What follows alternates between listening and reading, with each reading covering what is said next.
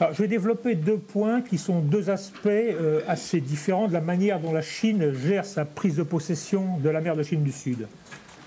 Le premier point, c'est l'utilisation systématique du fait accompli.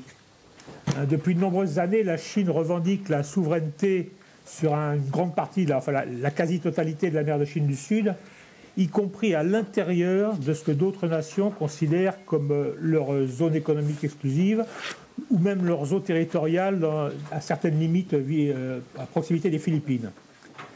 Tant que la Chine s'est estimée en position de faiblesse et n'a pas avoir les moyens de le faire, les revendications sont restées déclaratives et n'ont pas été traduites par les faits, ou du moins par des faits ponctuels relativement rares. À chaque fois que la Chine s'est sentie plus forte, ou qu'elle a senti que l'adversaire potentiel était beaucoup plus faible, elle en a profité. Elle le fait aussi quand elle pense qu'elle peut avoir une action qui n'aura pas de conséquences néfastes pour elle sur le plan de son image à l'international. Le second point que je vais traiter, c'est la manière dont, on en a un tout petit peu parlé ce matin, mais la manière dont la Chine se débrouille pour empêcher toute approche multilatérale du problème, pour empêcher tout arbitrage incluant autre chose que du bilatéral, et en particulier vis-à-vis de l'ASEAN. Donc, dans la politique du fait accompli, d'abord un petit rappel, alors c'est un point de vue qui est très personnel, mais à l'expérience, je pense que ça a quand même une certaine vérité. La vision chinoise des traités et des frontières n'est peut-être pas exactement celle que nous avons en Occident. Nous avons tendance à considérer que choisir ou décider d'un traité, décider de frontières, ça engage pour l'avenir et pour longtemps. Pour la Chine, c'est plutôt la photographie d'un état des lieux au jour J dans un rapport de force donné. Et si le rapport de force change, eh ben on a le droit de changer les frontières, on a le droit de changer les traités. Deuxième chose, un tout petit historique aussi, on a parlé de revendications historiques ce matin, de souveraineté, de preuve de souveraineté de la Chine. La première carte, enfin une des premières cartes relativement modernes de la Chine, de la Chine telle qu'elle est, c'est à la fin du 19e siècle. La frontière sud est située à l'île de Hainan. On attend une quinzaine ou une vingtaine d'années pour que la frontière sud se déplace pour englober les Paracels. Et c'est en 1933 ou 1935 que la frontière sud va jusqu'au Spratly. Scarborough Shoal ayant toujours été un petit peu à l'écart. Alors, le fait accompli, ça a commencé en 1970. Le Vietnam est en pleine guerre, enfin à la fin des années, au début des années 70, le Vietnam est en pleine guerre. Le problème de la souveraineté sur les Paracels datait du début du XXe siècle, justement cette première carte déclarative chinoise, avec des présences épisodiques de garnisons, principalement vietnamiennes à l'époque. Au début de janvier 1974, les Sud-Vietnamiens et les Américains découvrent un petit peu par hasard, parce que ce n'est pas le théâtre du conflit, qu'il y a une occupation militaire de certains îlots par des troupes chinoises et la présence de plusieurs navires de guerre chinois. Il y a une brève bataille navale entre les Vietnamiens et les Chinois. Les Américains restent à l'écart de cette affaire. Ça se conclut par quelques dizaines de morts vietnamiens et l'occupation de tous les îlots. Alors, depuis sa réunification, c'est pas longtemps après, mai 1975, le Vietnam se réunifie et depuis cette époque, les déclarations de Vietnamiens, enfin du gouvernement de la République socialiste du Vietnam, protestent auprès de l'ancien allié et réaffirment sa souveraineté sur l'archipel. Depuis cette époque, les Paracels sont entièrement sous contrôle chinois et les Chinois ont modifié les infrastructures de manière assez large. L'épisode, on en a alors énormément parlé, on en reparlera encore. La Chine a signé le traité de Montego Bay et l'a ratifié, contrairement aux États-Unis, ce qui lui permet de reprocher régulièrement aux États-Unis de se mêler d'affaires dont ils n'ont pas à se mêler puisqu'ils n'ont pas ratifié encore le traité de Montego Bay. Deuxième grande vague offensive, 2010. Intéressant parce que pendant plusieurs années, pour ne pas mettre en péril des buts très importants pour elle, qui étaient les Jeux Olympiques et l'Exposition universelle, la Chine s'est abstenue, que ce soit vis-à-vis de la mer de Chine du Sud, que ce soit vis-à-vis des Senkaku, que ce soit vis-à-vis de Taïwan, de positions dures. Une fois que tout est terminé, enfin que tous ces événements très médiatisés sont terminés, la Chine recommence à affirmer ses revendications, hein, et petit à petit, débarrassée de la nécessité d'être politiquement correcte, elle reprend des actions plus musclées. Alors, la montée en puissance, en particulier au profit de la marine, est venue aussi compléter ça. Cette montée en puissance, elle n'est pas seulement dirigée vers la mer de Chine du Sud, elle est très largement dirigée vers ce qu'on appelle la première chaîne d'îles et puis maintenant la deuxième chaîne d'îles, à une volonté d'avoir un hinterland qui s'éloigne très très loin dans le Pacifique.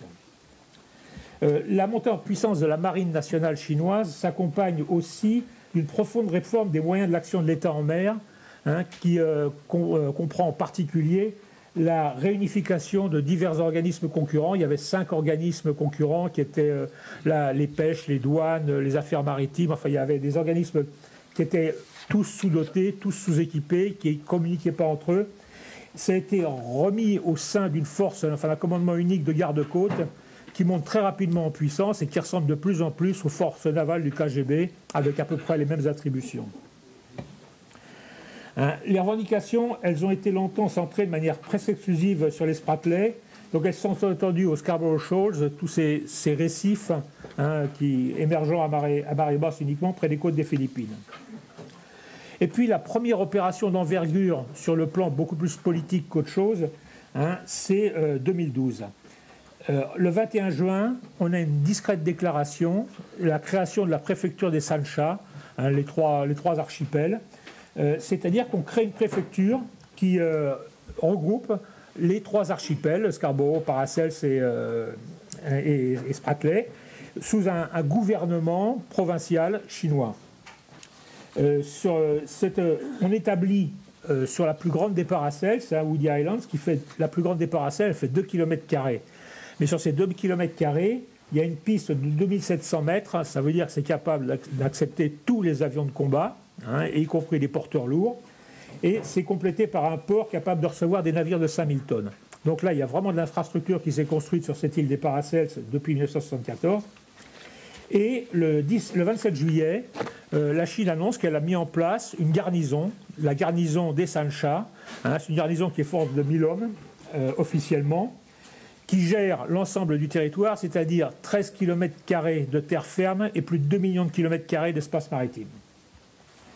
À partir de ce moment-là, la Chine s'est de plus en plus impliquée politiquement et militairement, en prenant soin toutefois d'attaquer qu'un seul adversaire à la fois, hein, autant pour éviter tout risque d'alliance entre les riverains que pour ne pas faire prendre trop d'ampleur à l'affaire au niveau mondial.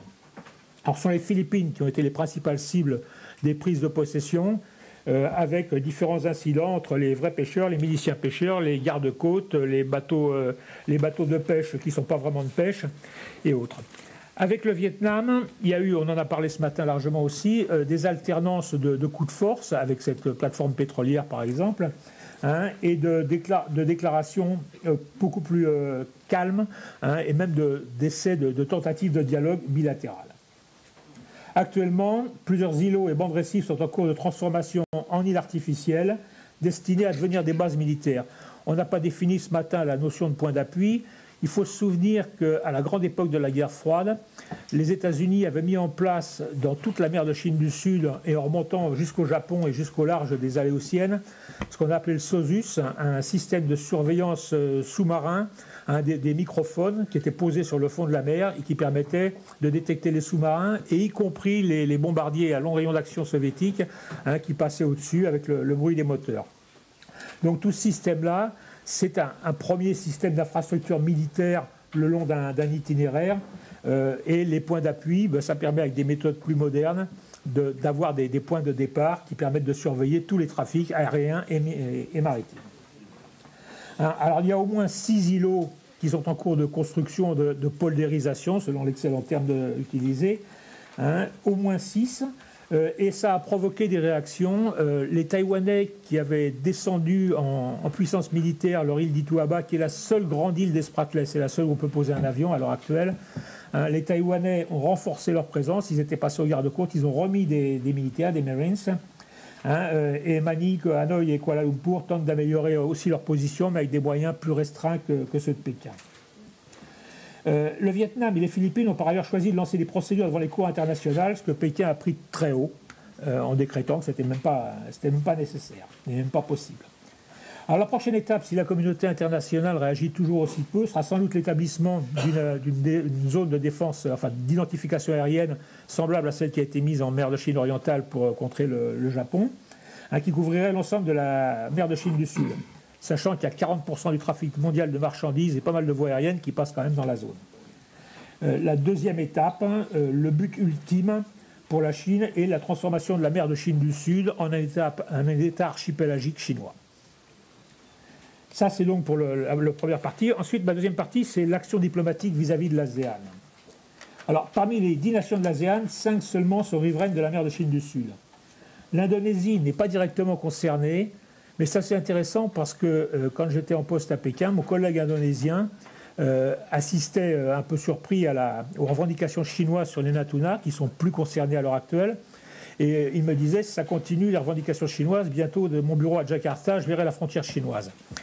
Et les Natuna ont été sortis de l'affaire. À l'heure actuelle, les pointillés ont bougé un tout petit peu. Et l'Indonésie a à l'heure actuelle un rôle plutôt d'arbitre et de médiateur dans cette affaire. Il faut quand même voir que si l'Indonésie est comprise, les pays concernés par la mer de Chine du Sud, c'est 3/4 de la population et pratiquement du revenu de l'ASEAN, ce qui est quand même relativement important. Bien que ça soit théoriquement pas son but, l'ASEAN, elle n'a pas de but militaire et même pas de but sécuritaire théoriquement. Les pays qui sont concernés cherchent à faire en sorte que l'association en tant que telle, elle affiche une volonté commune contre les volontés d'appropriation chinoise. Une simple déclaration solennelle, outre la démonstration de solidarité, aurait l'avantage de mettre davantage Pékin en face de ses responsabilités face au reste du monde. Accessoirement, elle permettrait aux autres pays indirectement concernés, principalement par la liberté de circulation maritime et aérienne, de faire pression pour bloquer certaines actions considérées comme potentiellement agressives. On sait que si la diplomatie chinoise aime les négociations bilatérales, dans lesquelles elle se sent très à l'aise, elle craint terriblement l'affrontement avec les instances multilatérales. On a pu le constater, par exemple, lors des problèmes avec l'Europe, à quel point elle cherchait à appliquer des traitements bilatéraux différenciés pour provoquer des scissions au sein de l'Union et empêcher que des sanctions soient prises contre elle. Tout naturellement, elle emploie les mêmes techniques vis-à-vis de l'ASEAN. Elle se dit toujours prête à des discussions bilatérales, alors même que certaines îles sont revendiquées par 3 ou 4 pays. L'idée de l'élaboration d'un code de conduite en mer de Chine du Sud n'est pas nouvelle. Les premières discussions à ce sujet ont lieu en 1992. En 1995, suite à l'occupation de Mischief Reef par la Chine, les Philippines ont obtenu qu'un communiqué commun fasse état de sérieuses inquiétudes en raison d'événements récents affectant la paix et la stabilité en mer de Chine du Sud. Encore une fois, sans nommer directement la Chine. Cette déclaration appelle, entre autres, à l'adoption d'un code de conduite. Depuis, alors que l'ASEAN demande qu'on avance rapidement, Pékin a exigé que tous les souhaits contenus dans la déclaration, qui est largement un catalogue de vœux pieux, soient réalisés en préalable à l'adoption d'un code de conduite. Par ailleurs, Pékin refuse que le cas des paracels soit inclus dans ce code de conduite et n'a toujours pas fourni le tracé précis et documenté de la ligne des 9 traits. Les pays de l'ASEAN sont eux-mêmes divisés sur le sujet. L'Indonésie et un peu Singapour sont en médiateurs. Thaïlande et Laos se sentent moins concernés. Le Cambodge et la Birmanie, partenaires de Pékin dans beaucoup de domaines. Le Laos, c'est encore un peu particulier, comme il est plus un féodé que partenaire, sont devenus des maillons faibles sur ce sujet, comme l'a été la France à une certaine époque dans les problèmes avec la Chine, au niveau des Jeux Olympiques par exemple. On l'a vu lors des sommets de l'ASEAN, à Phnom Penh en 2012 et de Naypyidaw en 2014 en Birmanie. Les pays organisateurs ont réussi à faire en sorte que le communiqué commun ne soit pas diffusé en 2012, ou qu'il soit à la demande, sous la pression chinoise évidemment, ou qu'il soit très édulcoré en 2014. Bon, cette année, la Malaisie a obtenu un communiqué qui fait état de préoccupations de sécurité, toujours sans citer la Chine directement. La prochaine étape, c'est le Laos. Il est évident qu'avec un organisateur comme le Laos, il n'y aura pas de communiqué commun mettant en cause les risques que fait courir la Chine à la sécurité en mer de Chine du Sud. Et par contre, si les pays arrivaient à avoir quelque chose qui soit vraiment commun, on pourrait espérer aboutir à une mise en place d'un code de conduite qui désamorcera un certain nombre de tensions dans la zone.